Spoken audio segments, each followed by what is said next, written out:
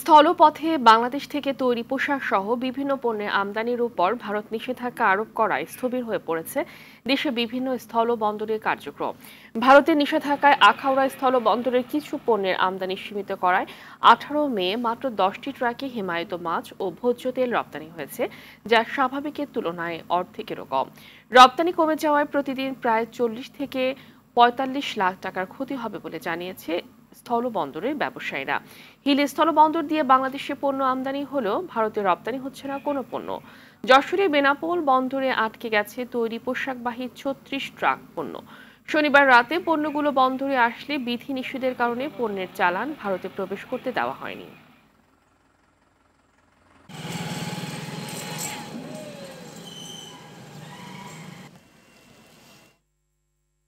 দর্শক, এই বিষয়ে বিস্তারিত জানাতে হিলি থেকে যুক্ত হচ্ছে সহকর্মী আব্দুল আজিজ।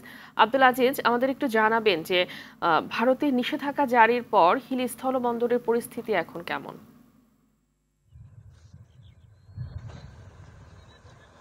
জি ফাহমিদা, আপনি যেমনটি বলছিলেন, আমি এখন অবস্থান করছি হিলি স্থলবন্দরের একবারে মেইন পয়েন্টে।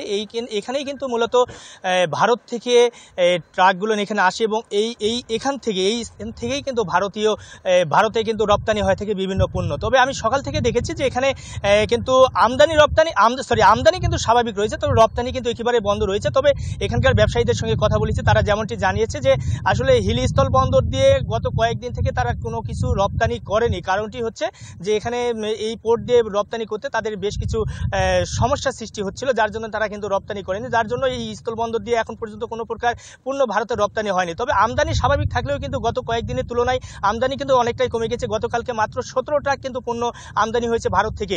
আর বিশেষ করে আপনাকে জানিয়ে রাখি যে স্থলবন্দর দিয়ে এই হিলি স্থলবন্দর দিয়ে কিন্তু ভারতে মশারি, আপনার হচ্ছে রাইস ব্র্যান্ড অয়েল, আপনার তারপর হচ্ছে বিভিন্ন কোম্পানির জুস এবং চিপস সহ বিভিন্ন পণ্য কিন্তু ভারতে কিন্তু রপ্তানি হয়ে থাকে। সেই সব পণ্য কিন্তু এখন ভারতে আর রপ্তানি হবে না, এমনটি কিন্তু আমরা জানিয়েছি।